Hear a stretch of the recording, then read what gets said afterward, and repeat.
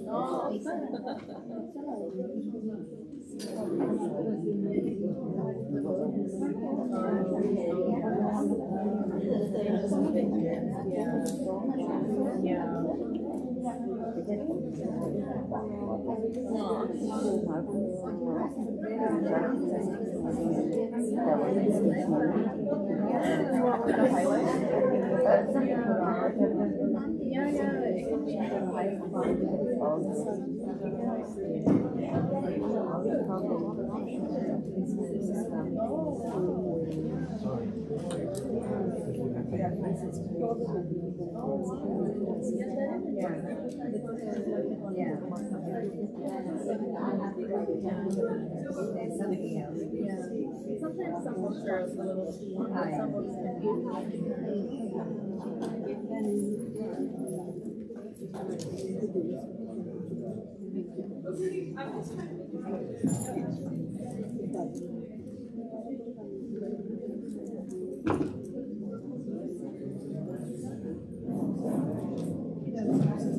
Bismillah. Oh, my echo here. Brother, you go there? Yes. Is this the same mic? Same one. Can you guys hear my voice? Or is it kind of weird? There's so much echoing there.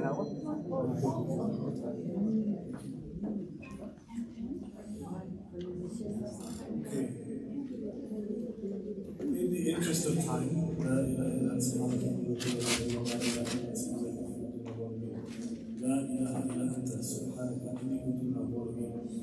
بسم الله الرحمن الرحيم الحمد لله رب العالمين وصلى الله على سيدنا محمد وعلى اله وصحبه اجمعين السلام عليكم ورحمه الله وبركاته. Alhamdulillah. So we left off. We'll try to use this mic for a little while, and then we'll switch the mic if we get a better mic. Where did we leave off? We're explaining the verse. Yes, we're at Hadith number 29. And inshallah, we're halfway through it. So I will read it again. Because of the barakah of reading the Hadith of the Prophet ﷺ. If we just read the Hadith in Arabic alone, and you did not understand the meaning of it, I still think that would be enough barakah for this class.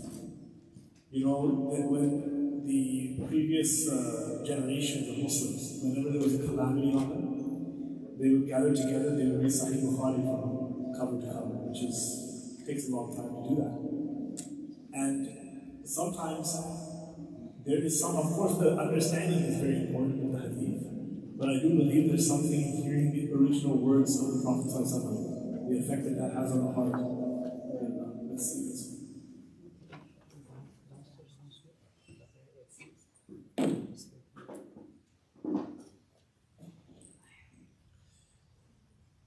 Is it better? Oh, yes. I don't sound like I'm speaking from heaven. The Wizard of Oz type of thing. So yes, Bismillah ar-Rahman ar-Rahim, page number 99, for people who are following in the text. We narrate from our teacher, Shaykh Akram al-Mawsili, inshallah, who recites from his teachers, who narrates from the Prophet ﷺ. عن معاذ بن جبل رضي الله عنه قال قلت يا رسول الله أخبرني بعمل يدخلني الجنة ويبعدني عن النار. And I'll actually give an interlineal translation right now. So Mu'adh bin Jabal narrates that I said, O Rasulullah, inform me of an action that will enter me into Jannah and take me away from hellfire. قال لقد سألت عن عظيم. The Prophet ﷺ replied, you have asked about something that is very, very great. It's a huge matter. وَإِنَّهُ لَيَسِيرٌ عَلَى مَنْ يَسَّرَهُ اللَّهُ تَعَالَى عَلَيْهِ.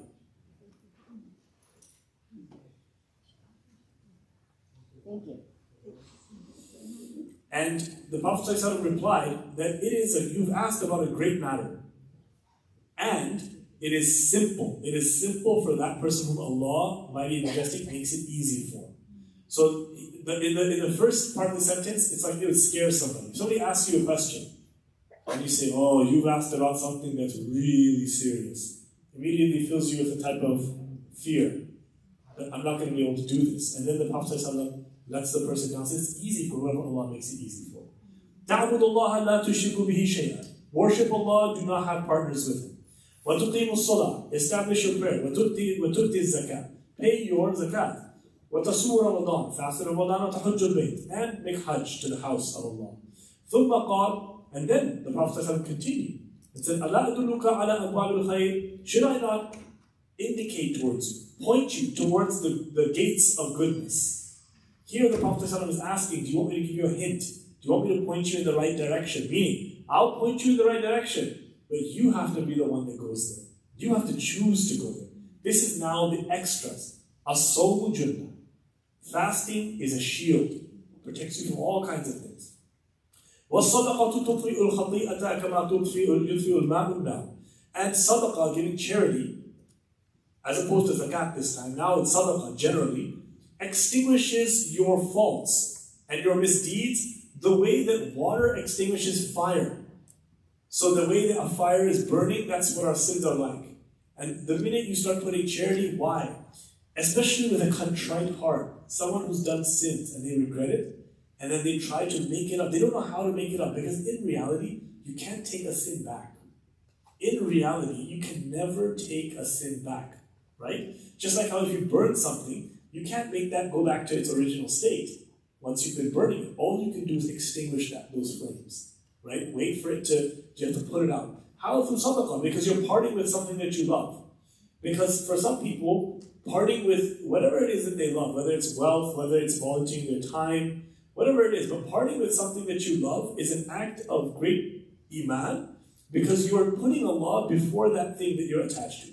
وَالصَّلَاةُ الرَّجُلِ فِي جَوْفِ اللَّيْلِ ثُمَّ تَلَى. And the prayer of a man or a woman, the prayer of a person in the depth of the night. We said the jawf is a hollow part of the body, like a hollow part of your mouth, your empty stomach, that's called jawf. And the jawf al-layl is not right before Fajr, it's not right after Isha, it's in the dead of the night. It's in the depths of the night.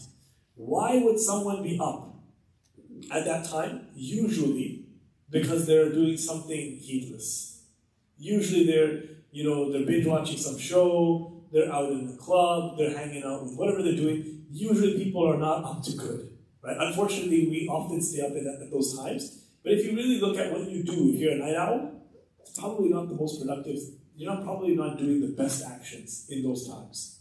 Probably a waste of time, right? Of course, unless you're working, you have a night shift, that's completely different. But if a person decides to get up at that time, because it's the hardest time to be bored. Why? Because once you're bored at that time of the night, you fall asleep, right? You don't just stay up for no reason. So this is why a person waking up at that time, that is a type of special quality that Allah Ta'ala loves. Especially in a time before there was this drug called light. Okay? Imagine like the world is dark. Everybody's snoring around you. Okay? There's nothing you can do. And then you decide to wake up and turn towards Allah Subhanahu wa Ta'ala. Allah is watching that. Then the Prophet ﷺ recited the Quranic verse. تَتَجَافَى جُنُوبُهُمْ عَنِ الْمَضَاجِعِ خَوْفًا وَطَمَعًا. تتجافى جنوبهم عن المضاجع يدعون ربهم خوفا وطمعا ومما رزقناهم ينفقون.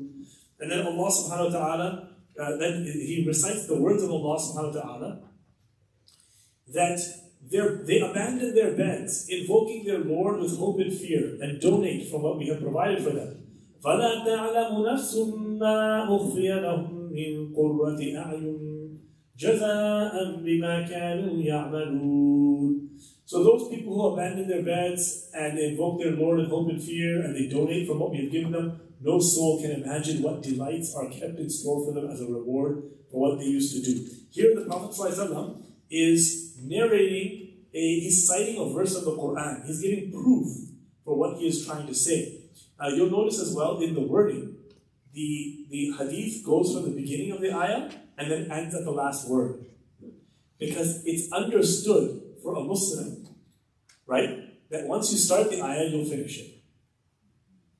Like, of course you know the Quran. Like, you know that much. That if I start an ayah, you'll understand what I'm talking about. But you see, even for me, like, I'm like, I started it, and then I made a mistake in it, and I just referred back to it. If you're not a Hafiz, but especially in the Arab world, you'll see that people recite the Quran so much that they're able, and once you start the ayah, they'll finish it. Many people are like that. In the world where you're listening to Quran all the time, someone who's at a workshop, a craftsman, always listening to Quran all the time, a lady's in the house cleaning all the time, has Quran on, taxi driver all the time. And what you actually see them doing is they're just like actually kind of like reciting along with the Quran. You ask them, are you a Hafiz of Quran? They'll say, no, I'm not a Hafiz of Quran, but they know the whole thing. They're de facto Hufaz of Quran. So you'll notice that the whoever scribed the hadith did not even decide to write the entire ayah. They just skipped to the end. Of course, the Prophet ﷺ recited the entire ayah, right? That's why I said, حَتَّى بَلَغَ يَعْمَلُونَ, until he reached this word. So now that's the narrator speaking, right? ثُمَّ قَالَ, then the Prophet ﷺ said, أَلَا أُخْبِرُكَ بِرَأْسِ الْأَمْرِ وَعَمُودِهِ وَذِرْوَةِ سَنَامِهِ. Now this is where we left off. Then the Prophet ﷺ says, should I not inform you of the head of the matter, and its pillar, and its crest, the crest of its hub? Okay, what is that supposed to mean? Here the Prophet ﷺ is now, he didn't say, should I not point you towards something? He said, shouldn't I just tell you what it is? There are some things that the Prophet ﷺ is saying, I'll indicate it towards you. You have to choose it. Right? You have to want it. I'll give you a hint, but you have to pursue it. Now he's saying, should I just inform you and like just tell you what it's all about? The Prophet ﷺ, why does he keep asking, should I not inform you?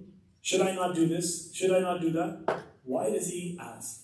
To get his attention, make sure he pays attention. To get attention, what else? What else? To get attention, what else? Because he was given this message from Allah that he should be giving it to them. Yeah, but he's saying, why? Do you want me to tell you? Like to show that what he's going to say is more important. Okay, that's more important to get you to look up. But also he wants to know, are you ready to listen to more? Have you had enough? And it's very important in religious teaching that the people who are hearing from you, they want to hear it from you. Because when you talk to people who don't want to hear it from you, they're not going to take it in. So the Prophet is giving secrets. He's giving jewels and gems. If it just falls, they say in the Bible, throwing pearls to swine. Like, what's the point of giving pearls to a pig? He's not going to do anything with it. So here, he wants to know, I've just given you a bunch of information. Should I go on? Okay, here's another bit of information. Now do you want me to go on? The Sahaba were not the type that they would say, yeah, just tell me. Sit in an hour-long lecture and then come out, without having retain anything. They were the type that they heard one thing and they would go home and practice it. And they would come back and hear another thing. Okay. And they wouldn't even mind to say, just wait, that's enough for me right now. I need to go and do this. And in the beginning times, the Prophet ﷺ, he spoke very few words. If you look at everything he said, it's very concise. So people can memorize it, go home and practice on it. This idea of like the long bayans and the long speeches, this is not really actually the prophetic word. There were some exceptions, there were some occasions, but other than that, he gave people, this is why he's asking, do you really want it? Are you ready? I'm going to summarize the religion for you. And this is why the Mu'adh bin Jabal, who is known as the most knowledgeable of halal and haram, he says, Bala ya Rasulullah. He said, of course, O Messenger of Allah, I want to hear it. Then he said, Qal, Ra'sul Amr, the head of the matter, al-Islam. Okay, the head of the matter is the Islam. That's the most important thing. وَعَمُودُهُ الصَّلَاةِ. The pillar of Salah, of Islam, the pillar of the matter, is your prayer. وَذِرْوَةُ سَنَامِهِ الْجِهَادِ. And then he said, and the crest of its hump. The dhirwa of sanam, the sanam is the hump of the camel. And the dhirwa is the crest of something. So I want you to imagine that the Arabs, in the olden days, they didn't have very high buildings. Have you guys ever seen a camel, by the way, in real life? Standing in front of you? It's actually taller than you think. It's actually like much higher. If you see a camel sitting on the ground, oh, okay, this is normal. It's like, probably like a horse. And then when it gets up, you're just like, there's no way. So for the Arabs, among natural things, the tallest thing would have been the crest of the hump of the camel, right? And if you mount the camel and you get to that vantage point, it's a very high vantage point. So the Prophet is saying, look, the basis of the entire thing, the whole head is Islam. When the head is cut off, can anything survive? No. So the whole basis is Islam. When you take the religion out, anything dies. And then he's saying, the Prophet is saying, and the pillar of that is your prayer. If you knock out a pillar of your building, will the roof collapse or will it stay up? So it will probably collapse. It may be, like there's two pillars underneath here that hold up this musalla. If you go down to the men's musalla, there are two pillars. So you knock those things out, and this area can collapse. Same thing with your prayer. Once you are not on your prayer, your iman is on a shaky level, right? This is why, what happens when people, unfortunately, when they leave Islam, they don't go from doing everything to just nothing. They start dropping some things. First, the taqwa starts to go from their lives. And then the extra things they used to do goes. And then you start hitting the major things, which is the fara'id. And usually, also, when someone is on their way out of Islam, unfortunately, Allah protect us and our generations from that, against that. But I'll tell you, it is happening in our societies, in our communities, unfortunately. And when people are on their way out, they usually have a secret haram that they're doing as well. Some haram, they say it's an intellectual reason. They give you the ChatGPT version of, why they're not a Muslim anymore. But usually when you inquire, there's something going on in their lives that they're not able to reconcile with their faith, and they're more attached to that desire. Where was I going with this? So the pillar, the prayer is such a huge protection for your iman. Which is why, alhamdulillah, as well, when someone wants to get religious, they always, alhamdulillah, the prayer is a big indication. Then the Prophet said, and the crest, the top of it, is al-jihad. Now this is the question. There's different opinions here on what this means. But of course, what we know, popularly it's translated as holy war. We do not translate jihad as holy war. Because we don't believe war is a holy thing. The word holy war came from the Crusades. This idea that it's a good thing. In fact, the Muslim scholars used to say that war is an ugly thing. And only when there is a need for something of that nature, then it becomes something that is mandated. Otherwise, in itself, it is not a glorious thing. We don't take glory and pride in violence or war. And however, the Prophet is saying, why is it the crest and the top? He's saying because in one sense, if you take it as meaning simply armed defensive combat, if you take it as what they call the jihad al-asghar, the minor jihad, because there's a jihad al-akbar that we'll talk about, which is a spiritual struggle. Both of them come from the hadith, okay? If you're taking it as the minor, which is the merely physical struggle, then why is it the crescent at the top? Because the Prophet is saying that this is something that keeps you defending your homeland, defending your religious territory, your religious being. So for example, colonialism ravaged the entire Muslim world. In many places, people were unable to practice their deen. In many places, they completely lost their lands, right? I don't have to say what's going on in our time today, but if you look at history, even Spain, Muslim Spain, the Indian subcontinent was once under Muslim rule, and Muslim rights to worship were protected. In fact, all the other rights of other religions were protected as well. So this would have been the mechanism with which you would have stopped oppression coming from outside and defended the deen. So if you look at it merely from the physical point of view, the Prophet is saying it's the crest, not because war is glorified, never is, violence is never glorified, but because it stops evil people from doing wrong things to your community and your people. That's the first thing. The second thing is, if we take it, if you see the footnote here, they said here, although footnote number 4, although the Arabic word for jihad is rendered typically as holy war, its meaning is wider than this and includes any effort made in furthering the cause of Islam. So this is where they're saying that this could include struggling in any way in a positive way, right? This is why even Shaykh Abdullah Misra mentions this in his discussions on this. That, building a hospital, charitable works, educational drives. It's all part of a struggle in one sense. Struggle for what? To maintain your principles, your morals, freedom of worship, and everything else. Of course, there's another aspect that is what they call the Prophet in one narration. The people were coming back from a battle, and he said, "You have returned from the minor struggle, the jihad al-asghar, to the jihad al-akbar, to the greater struggle, which is what? That is against the nafs." Because in reality, the nafs meaning the ego.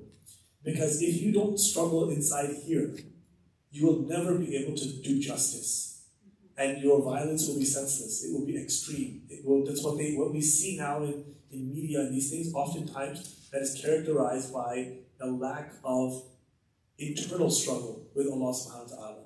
Whenever you see a situation in war where atrocities are committed and human rights are violated, and it's just, in other words, there's nothing glorious in it, there's nothing noble or righteous in it, it's just a bloodbath. This has nothing to do with Islam. It could have something to do with cultural things, it could have something to do with nationalistic, countries going to war with each other, or empires, but that's not what Islam is talking about. So you cannot even really represent Islam properly unless you have that struggle from within, right? So, and then the Prophet says, then he said, ثم قال ألا أخبرك بملاك ذلك كله? And then he said, should I not inform you of the thing that controls all of that? Meaning everything we talked about. What is the real control of that? قلت بلى يا رسول الله. Mu'adh ibn Jabal, ever eager to get more knowledge, he said, of course ya Rasulullah. فأخذ بلسانه. Then the Prophet held on to his tongue like this. وقال كف عليك هذا. He said, restrain yourself from this. كف عليك هذا. Restrain this from yourself or on yourself. Why did the Prophet hold his tongue? Why couldn't you just make your point by saying just watch your tongue? Why did he go like this? To emphasize. Because something, can you ever forget if your teacher holds their tongue in front of you? Like, who does that on a daily basis? Right? So our beloved Rasul held his Mubarak tongue to emphasize how essential he is getting. Like, don't just watch your language, watch your words, we'll watch our words. No, restrain it. And the Prophet then, Mu'adh ibn Jabal said, Qultu, Ya Nabi Allah, O Prophet of Allah. Look how beautifully the Sahaba would address the Prophet every time. Ya Nabi Allah, Ya Rasulullah, O Rasulullah. And these days we have preachers said, Muhammad said, they call the Prophet by his first name. Whereas the Sahaba, whenever they referred to him, they would always refer to him in a very soft way, in a very respectful manner. In fact, Allah subhanahu wa ta'ala never addresses the Prophet by his name. He says, Ya Musa, Ya Yahya. He never says, Ya Muhammad. Allah in the Quran always refers to the Prophet in an honorific title, right? So it's something that we have to watch out for. قلت يا نبي الله. I said, O Prophet of Allah, وَإِنَّ لَمُؤَاخِذُونَ بِمَا نَتَكَلَّمُ بِهِ. Are we really going to be taken and seized by what we speak? Like, words are nothing. You know what they say? Like, sticks and stones can break my bones, but words can never hurt me, right? No, wrong. Your words can do lasting damage to other people, to yourself. So this is where the Sahaba are getting introduced to this concept of watching your tongue. And then the Prophet said, ثَكِلَتْكَ أُمُّكَ يَا Mu'adh. May your mother be bereaved of you, O Mu'adh. وهل يكب الناس في النار على وجوههم أو قال على مناخرهم إلا حصائد ألسنتهم. Oh, may your mother be bereaved of you, O Mu'adh. Are people thrown on their faces in the fire or thrown on their snouts in the fire except for what their tongues harvest? The Prophet is asking, like, is there anything else that's going to take you to hell more than your tongue? So, yeah. So this is what, you notice the first thing he said was Sakilatka ummuka. Ya Mu'adh. Have you ever heard this term? May your mother be bereaved from you? It's an interesting way, but the Arabs used to use this in an element of, like, when you're like surprised at somebody.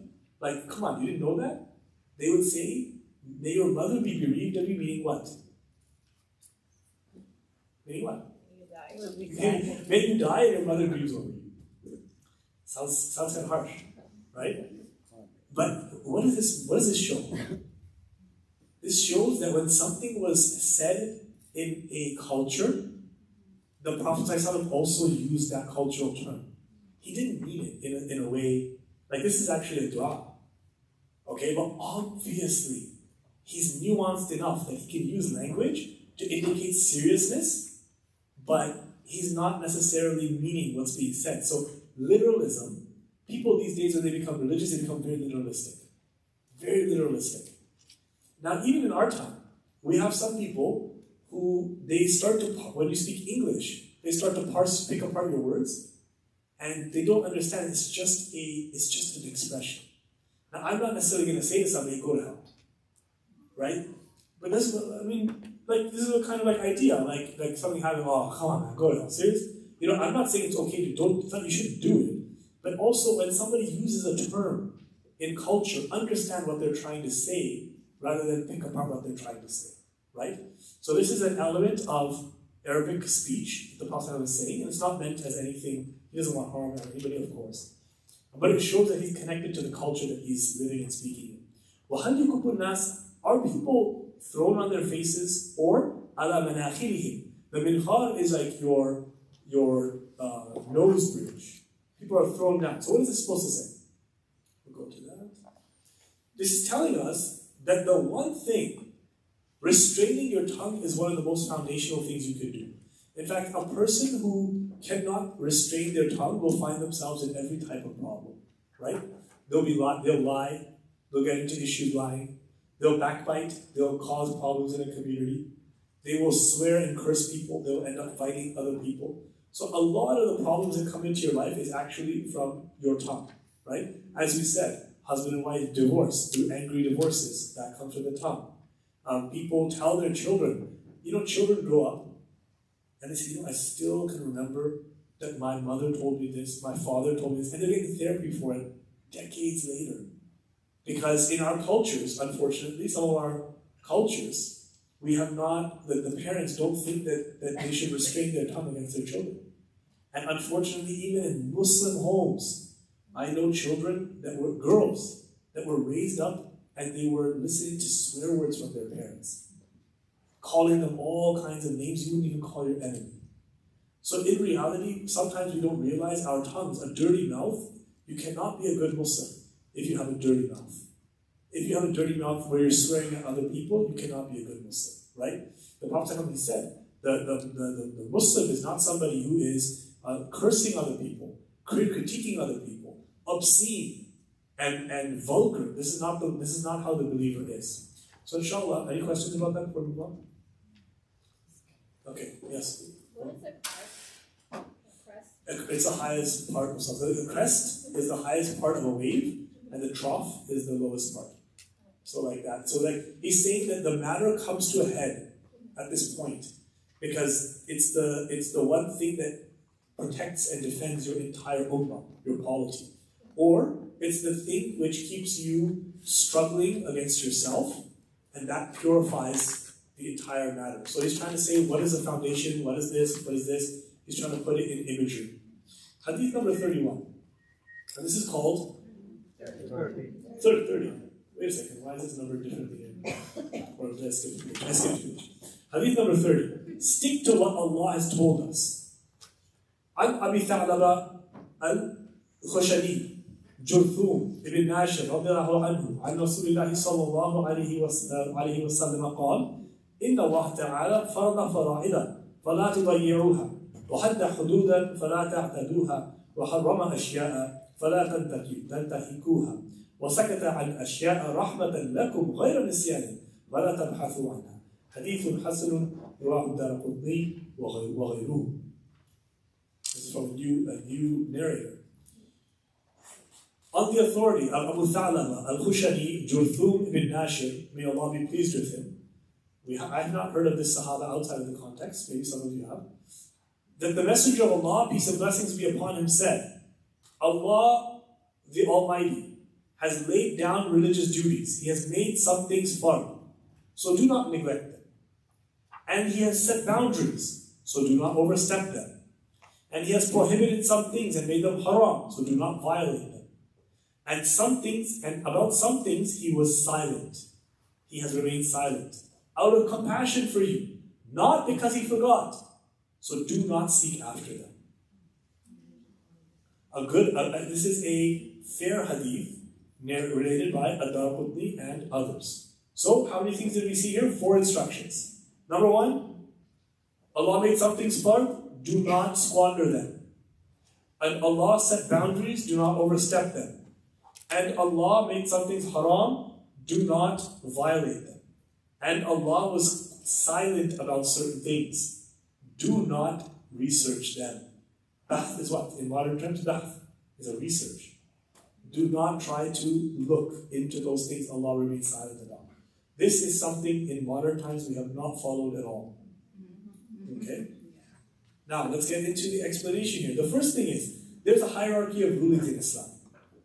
The Prophet said, not everything is equal in Islam in terms of its rulings. So sometimes people focus on one thing and they ignore other things. Right? Some people, for example, are very, very careful about, let's say, certain types of dress.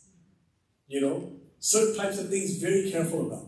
But there are other foundational fard actions in which they are not covering those bases. They are not doing those things. The Prophet said, farad al-fara'id. He made fara'id fard.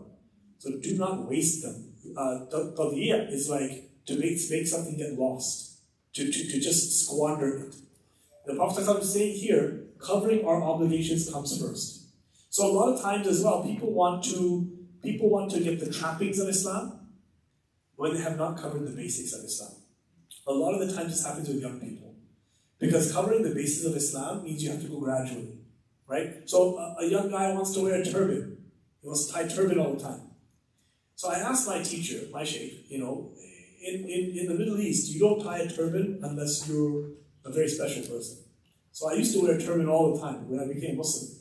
I used to have a double-length beard, tie a big imama, walk with a walking stick. I was 20 years old walking with a walking stick. I refused to wear pants. I would always wear a lungi because pants are from the kuffar. And I would wear sandals all the time. If you see a big, I used to, why? Because I was excited about the culture of Islam. Okay? Yeah, but maybe I argue with my parents to go to an Islamic event or something. It just was not balanced. It wasn't balanced. And I remember I asked my shaykh, I heard that he had a turban rule. He had a rule. What's the turban rule?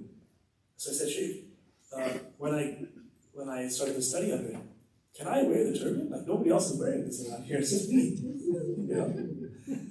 And I remember that when I was walking, I would try to get a taxi in Jordan, and cars would stop and say, Shaykh, and they ask me an inheritance question on the street.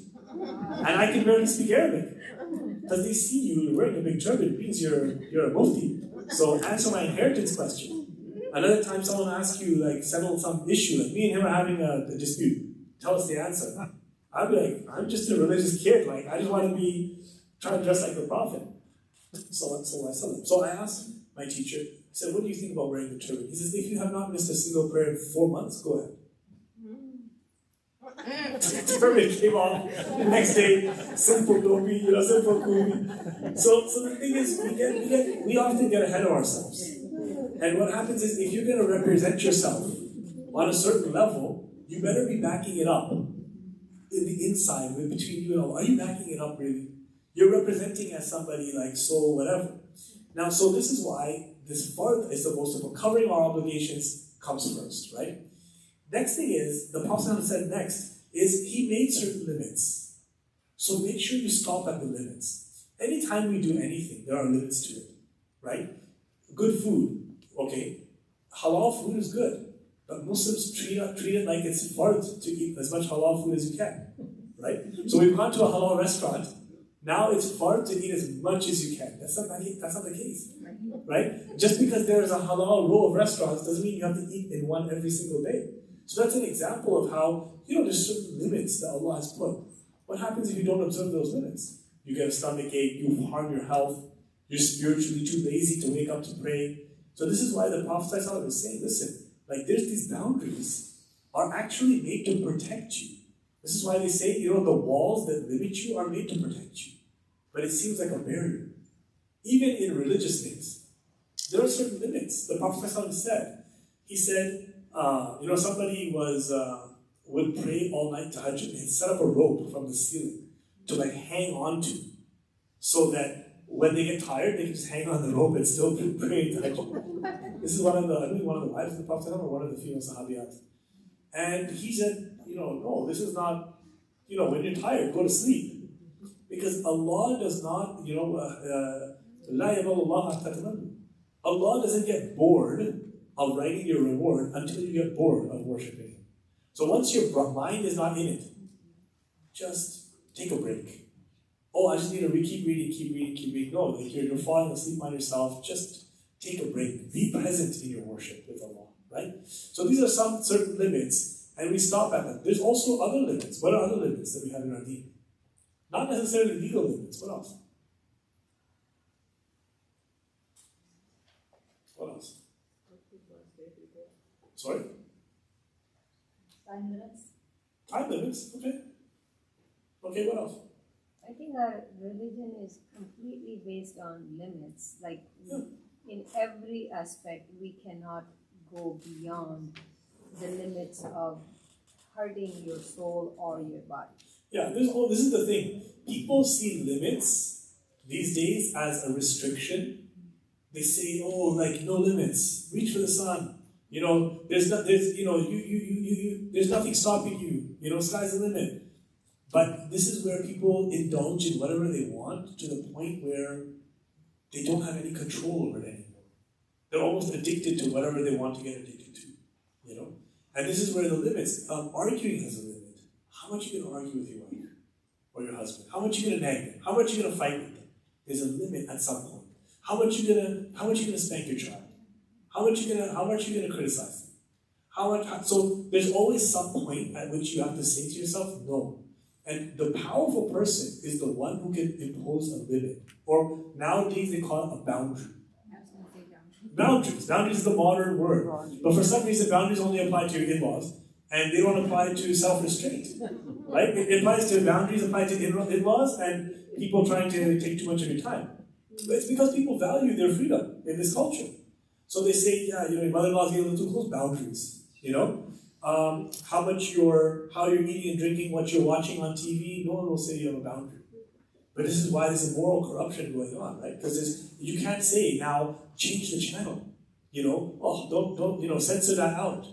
So those limits, if you don't stop at those limits, we're gonna face the consequences of those, right? And Islam is about stopping at limits. Next thing, do not violate the haram. We talked about this before, right? That Allah has made only a certain number of limited things haram, so do not violate them. And of course, if that happens, then you make tawbah.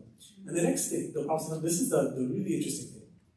The wisdom behind ambiguity in deen. The fourth thing is the one that we don't hear very often.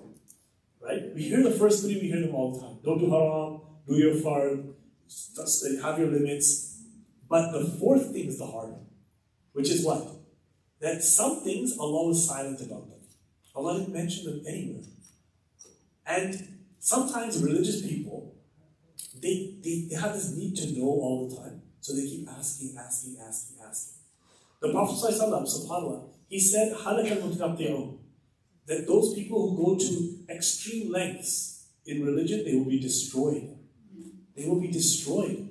And what does the mutanabti'un mean? It means those people who ask about things which do not concern them. So like when people ask about weather all the time. Oh yeah. That's a big one. That's a big one. Asking about destiny. How does destiny work? I don't get it. What do you mean free will versus destiny? And you say, well, if Allah knows everything, He's telling you He knows it, and you're living in a world of free will choice, what does it matter to you if Allah knows everything? But they literally sit there and they drive themselves crazy, right? Thinking about these questions. The Prophet in another hadith said, "Dharuni ma taraktukum fi," to the near meaning. He said, leave me with what I have, leave me alone with what I have left you alone with. Meaning, don't come and ask me questions if I have not come and told you. Do we follow this? We don't follow this. Instead, when we become Muslim, I remember, again, when I was new, some mufti was visiting from Sri Lanka, so I just followed him around for like a day or two. And I had a little notebook, and I asked him like 80 to 100 questions. Just following him. 80 to 100 questions. Yeah. And, okay, you're starting to practice, and then you're asking questions, and pretty soon, you just paint yourself into a corner. Why did you ask all those questions, right? That's why the Prophet ﷺ is saying, and there's another hadith, which is very interesting, but the Prophet ﷺ is saying that, subhanAllah, where is the hadith exactly? That the Muslims, inna a'dham al-muslimina jurman, that the Muslims that commit the biggest crime, to the near meaning, are those who ask about something that was not haram, but then because they asked me about it, the ruling came down, now it's haram. So the Prophet ﷺ himself had so much mercy for us, he didn't want more and more things to become haram. He didn't want a lot of haram to be there. Of course, moral things is different. But there are some things, for example, like, can I eat this? Can I eat shalak? You guys heard of shalak? What is that? Shalak. Don't go into it, okay? So, for example, there's some things, for example, the coating of your candies, like some Skittles and Smarties, it's made from the... Don't say No, I know, but I'm going to give you the way out too. I'm going to give you the way out on this one. But I'll give you an example. That there are some secretions from insects that you get that secretion, and that's how you make the candies look shiny and hard. I'm never going to eat a candy again. Okay? That was discussed. I'm not talking about Islam right now. That's disgusting. Now, colors. There's colors in our dyes. They come from bugs that are crushed up. What is it called? Cochlear or something like that. They crush the insects alive. They harvest them off of a tree in like Ecuador or something. Please never use coloring in your food. And then they grind them up alive, and then they take the juice of that bug juice, and that's your thing. So now the question, you can ask, is it haram or halal? And what happens? Sorry, no more Skittles, no more M&Ms, no more this, no more red cola or whatever, no more cakes, no more this. And then you ask, well, what about ethanol alcohol, no more this. And then you went and you said, the only halal restaurant in my town is machine slaughter. And then somebody said haram. And so the thing is, you just asked about all these things, or you went on the internet. Now you didn't ask, you went on the internet. What about E this? I don't know if you guys have this here, E this, E that, the code of the food code. Oh, and then you're asking, this is I only have one tablet I can take, and there's no other tablet, and my doctor prescribed it, and there's gel capsule on it, and I need it to really, I don't want to say survive, but can I take it? So and then they get into a problem, because they go online, and the fatwa obviously is no, right? Unfortunately, there's some websites where they should just write no on the website. They should just write no. Because the answer to everything is wrong, no, and wrong. So then what happens is these people are suffering. They're not taking their medication. They canceled their birthday parties for their kids. Their kid is the only one sitting in the corner doing nothing. Can't eat candy anymore, can't eat cake, can't drink anything anymore, can't go to a birthday party anymore, can't do anything. And rather than guide them, you just heard one thing. So there's a wisdom behind the ambiguity is what? That there's wiggle room. Right? This is why the scholars said They said, when it comes to the scholars, their agreement is a binding proof, and their disagreement is a wide mercy. Why do they say ikhtilaf al-ulama rahmah? That the differences of opinion between scholars is a mercy. Why? Why is it a mercy? Because you said you can know. Religious fanatics hate this. Religious fanatics, when they hear, ikhtilaf of the difference of opinion among scholars, how can it be a mercy? We are confused. We don't know the answer. In our deen, what will happen if we choose the wrong one? Allah will punish us. That's their mentality. Like, really? You think God is going to say, you follow this scholar, off to hell with you? That's how you think about your Lord? I feel sorry for anyone, including myself in the past, who thought like this. And this is why the voices, people who try to make Allah like He is a petty little, internet armchair scholar. Like I remember, subhanAllah, it's such a contrast between Allah and those who are speaking for Allah sometimes. This is why be very careful who you take your deen from, and be even more careful when you go online. When you go online, my experience, and I'm going to go a little bit longer on this topic, I was an OCD counselor, obsessive compulsive disorder. I'm not studied in mental health, except a little bit, but not much. I have a certificate in counseling, that's it. And how did I get into this field? Because I saw that all of my students in the fit class are actually, they have a psychological problem. And it's not their fault. Many of you have it. Many of us have it. But why? Because they were given this version of deen that was so scary to them. And when they started practicing, before the love for Allah was there, before the meanings came in their hearts, they were just told, no, haram, punishment, not valid. And so what happened? Their deen was not about pleasing Allah. Oh, Allah, I want to please you. They didn't strive to do that. They strived to make sure that every single aspect of their face was washed to the extent where they spent 6 hours in the bathroom making wudu. I'm serious. Yeah. I'm serious. I know a young girl who got so into OCD because of germs and stuff.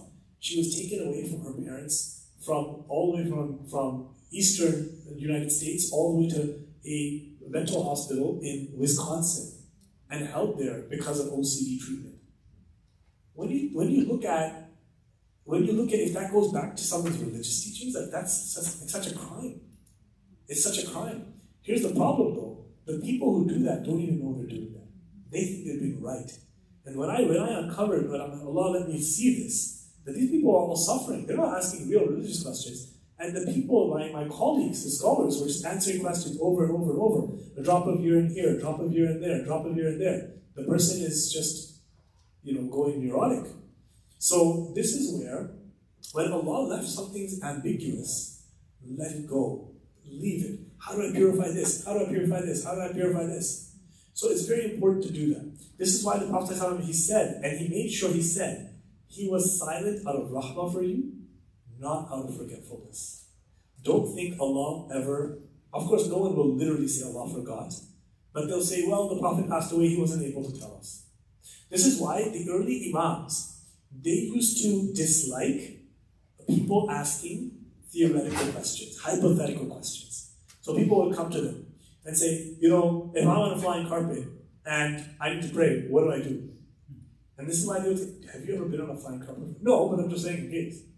And they say, wait till you're on a flying carpet, then we'll see.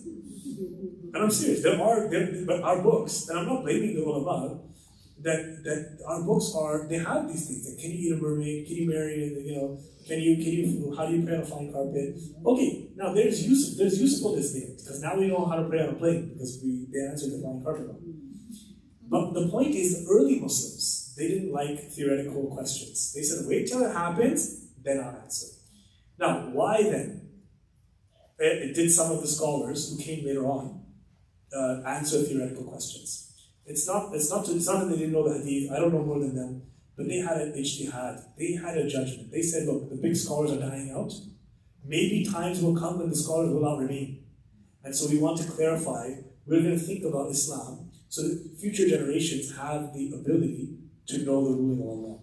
So sometimes those rulings are best for the senior scholars and the books. But the way they're putting them on the internet, throwing them out now without any context, this is very dangerous. And just to finish off, the Prophet ﷺ, he says, remember he said in the previous hadith, that the only thing that destroyed the nations before you was them asking too many questions, and then they started disagreeing with their prophets because they couldn't handle what was happening, right? So, alhamdulillah. Okay, any questions before we move on? There was one. Yes. That last term, when it says, so do not seek after them. That's purely meant for religious rulings. I mean, what about science? I mean, we are encouraged to seek knowledge in the field of science, and actually the earlier Muslim generations, they were world leading in any field of science. So I think sometimes that's what we lost. That's what a lot of our, unfortunately, in Islam is lost. Well, I 100% agree with you. And is it partially because of words like this, do not seek after it? The Prophet ﷺ is saying Allah was silent on it. So he's talking about religion. Right. Purely religion. Purely religion. He's not saying do not look into atomic theory, do not look into space. In fact, it's opposite. The Prophet ﷺ, when he spoke about an agricultural matter, remember I told you guys this? He walked by the people cross-pollinating the date palm trees. Yeah. Right? Apparently, there's a male and female date palm plant. Perhaps somebody who has experience can tell us more. But they were, I think it's called fecundation or something like that, where you cross-pollinate the male and female part of the plant. The Prophet, he said to them, he saw them doing it. He said, "What are you guys doing?" They were doing this. He said, "Oh, if you left it should be fine." And they took that as a religious ruling, not realizing the Prophet is a human being. And then he came back and he's like, "There's no dates, like there's nothing growing." And then they said, "You told us not to do it." He said, "No, I was just suggesting. Like, I didn't know." And he's not a farmer either.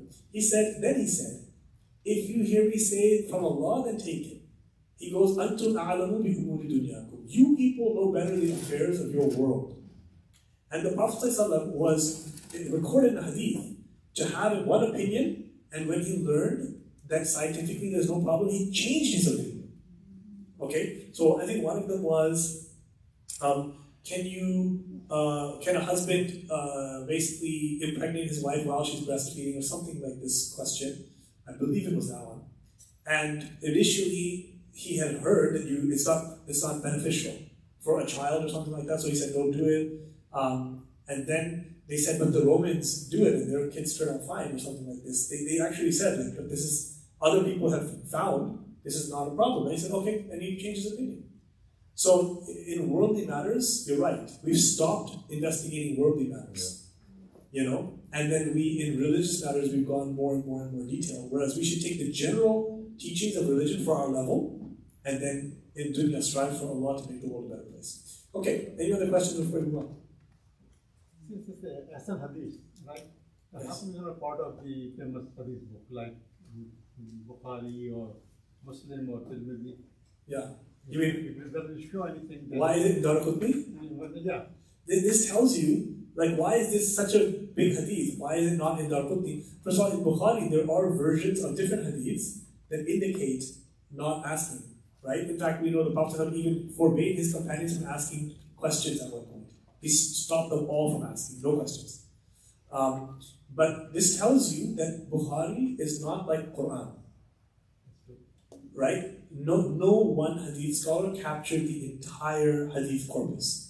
This is why it was, and this is not bad. This is a good thing, because the efforts of many scholars pooled together the hadith of the Prophet ﷺ. So we don't just restrict ourselves. So those people who are like, where is it in Bukhari? Bukhari Muslim warriors, they just think Bukhari Muslim is everything. So this guy read Bukhari in English translation, now he knows more than all the Imams put together. You say no, because you haven't read every single thing, right? So this is why the Muhaddith has quoted this one from Muslim, Tirmidhi, Nasai, or Abu Dawud. Because the wording is not there. So Imam Nawawi said, where it comes from? Comes from Daraqutni. And what I'm saying is that scholar himself has his own chain to the Prophet. Does that make sense? Okay. Okay, any questions before we move on?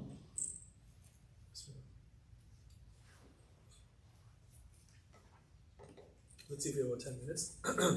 Okay, next hadith. And the lesson here is never to make deen harder for ourselves and others. Once it doesn't mean that you become so liberal that you have no duties.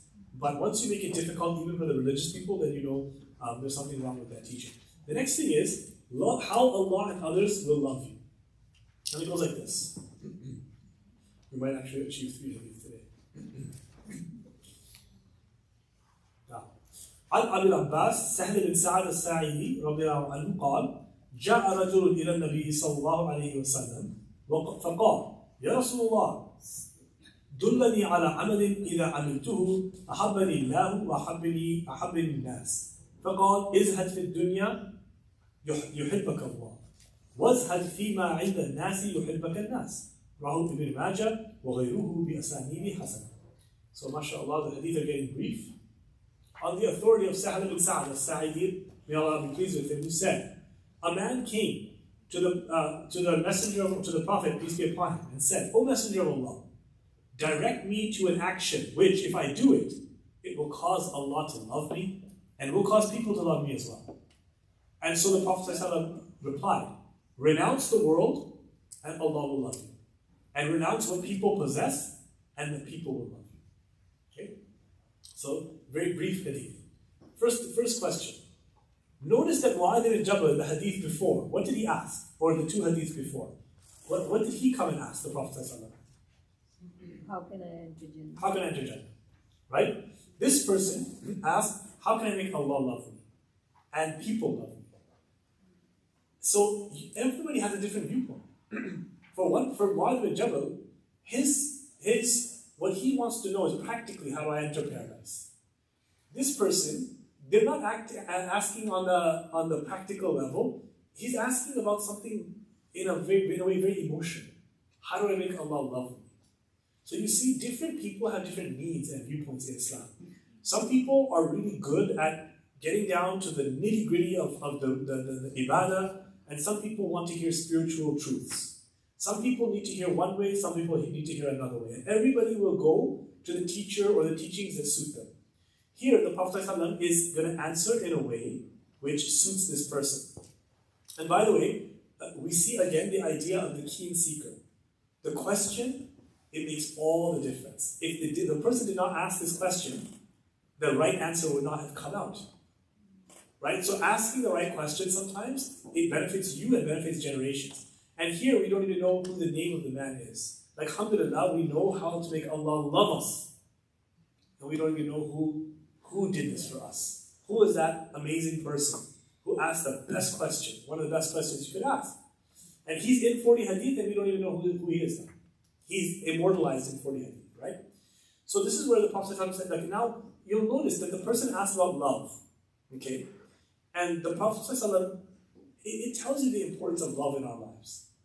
Some people think that they can, maybe they didn't get much love when they were young. I don't know. Maybe they didn't feel it and they grew up very distant and cold. So even in their future relationships, they become distant and cold for people. They everybody knows it. Like that parent or that grandparent or that uncle or that aunt or, they're just not, their own family members feel distant from them. How many times have we met a son or a daughter that decades later, they're like, I just wish my dad would have hugged me. I just wish my mom would have said, I love you. That love is such an important thing in our lives that he comes asking.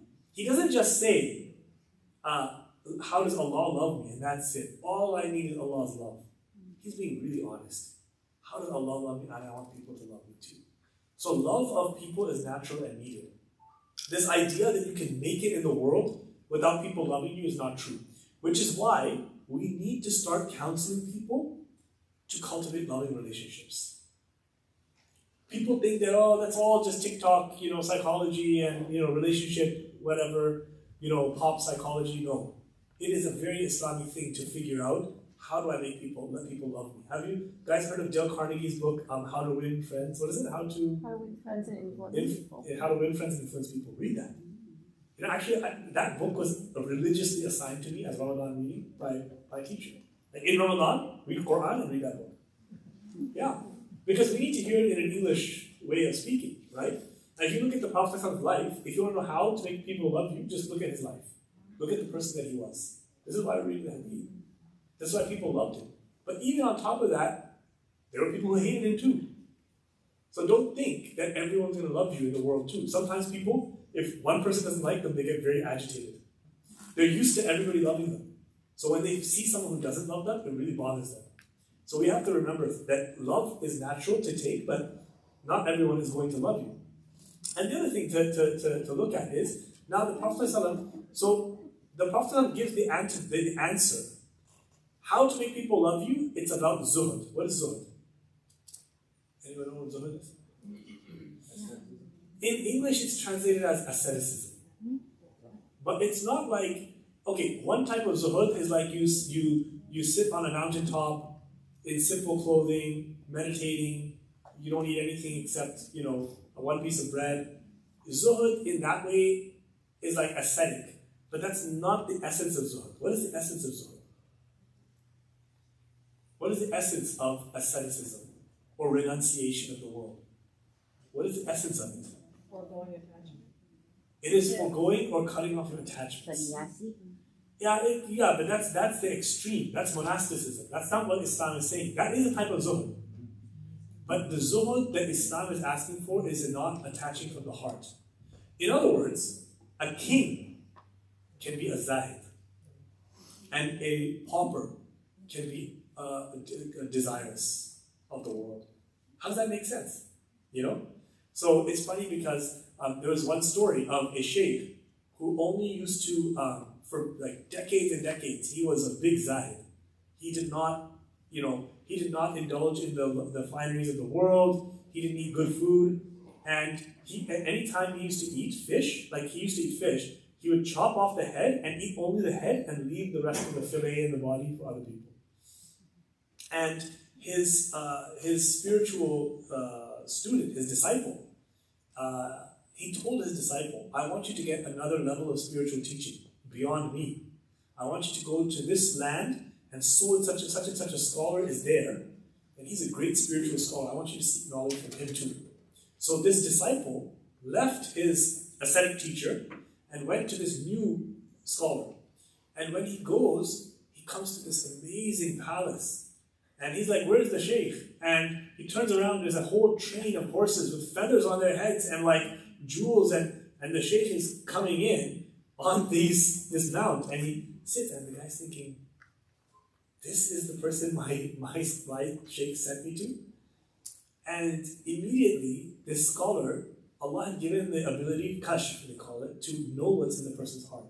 And he said, the difference is that I don't have any of this in my heart. And your teacher, he ate the head of the fish for 30 years, but he was always hoping and longing for the body of the fish.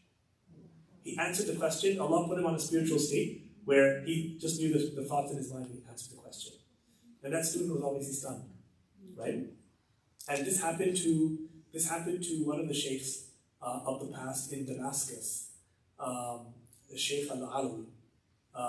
And he was, in that time, back in like 1930s Damascus, when the French colonization was there, wearing French socks was considered like a level of worldliness that religious people shunned it. You're dressing in like, Western, European things.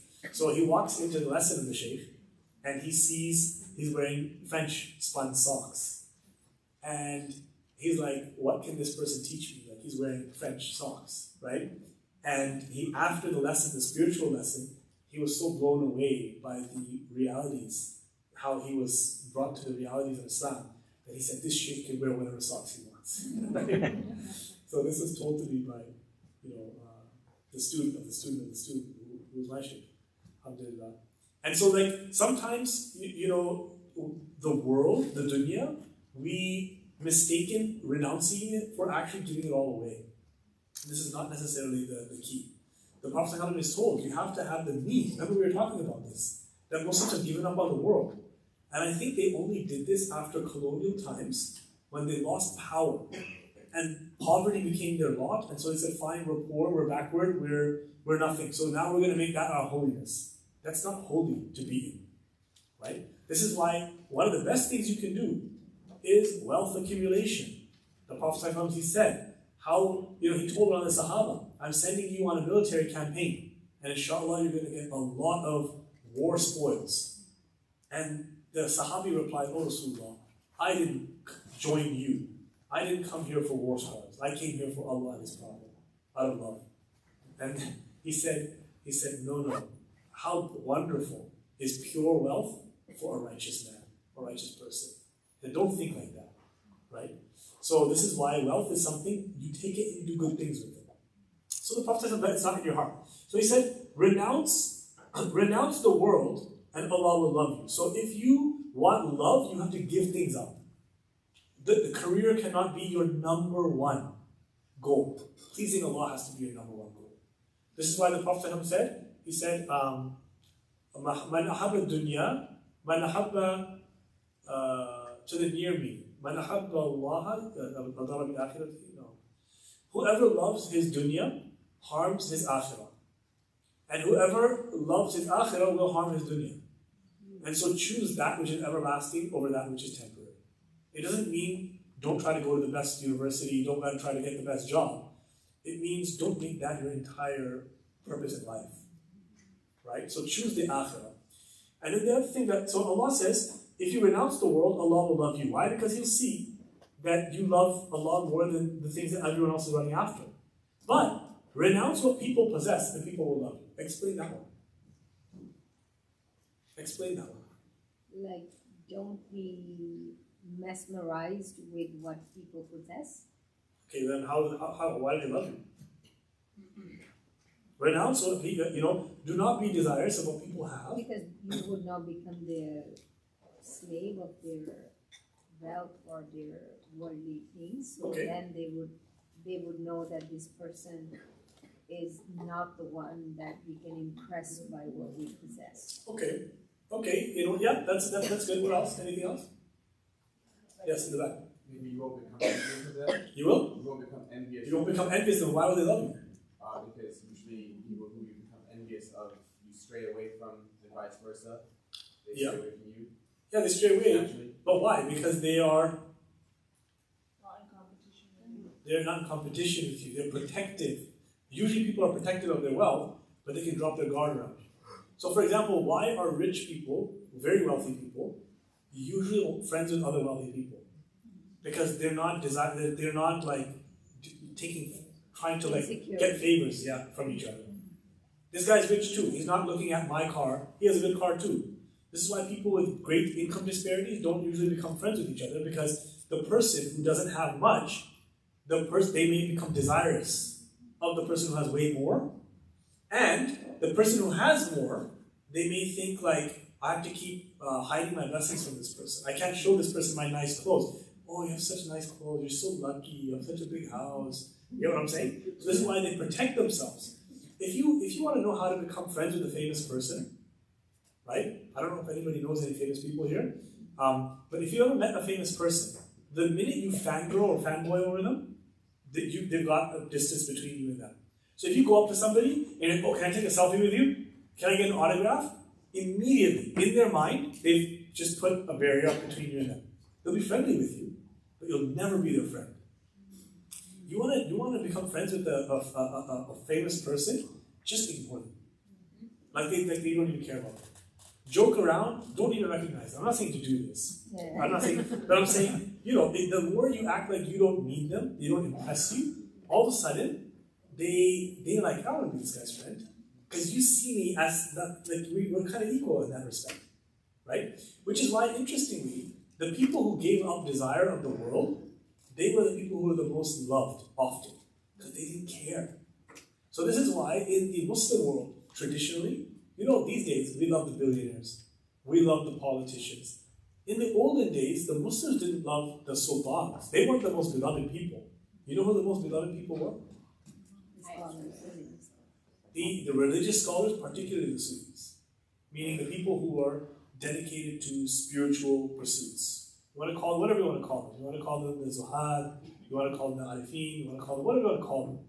But the people who dedicated themselves to renouncing the world and just making dhikr and worshipping Allah, in some places, like for example the subcontinent, regardless of what's happening today in those places, I'm not talking about modern days, but what the actual scholars who came, they left Iraq walking barefoot into the jungles, and they set up, basically, they just sat down and started to make dhikr of Allah, and people would come and give them gifts, and they would just give it away to the poor. So it became a place where the poor used to come. And the poor people used to come around, and pretty soon it became known as a place of charity. And poor people came around, but that means also people who are unfortunate, the beggars, the widows, even, what's that? Needy. The needy, but the downtrodden, the addicts, the people everybody pushed away, the prostitutes, those people who found no other place where they could be accepted or respected. They came to hear some teachings. They came to just make dhikr. They came to ask, can you make dua for me? Yeah. And so this is why those people became so beloved that the sultans used to want to buy their approval by sending huge gifts, and they would just give it away. And this is why people love them. So may Allah subhanahu wa ta'ala make us of those, inshallah, who love Allah and people love us as well. Allah loves us. وصلى الله على محمد وآله وصحبه وسلم. السلام عليكم ورحمة الله وبركاته.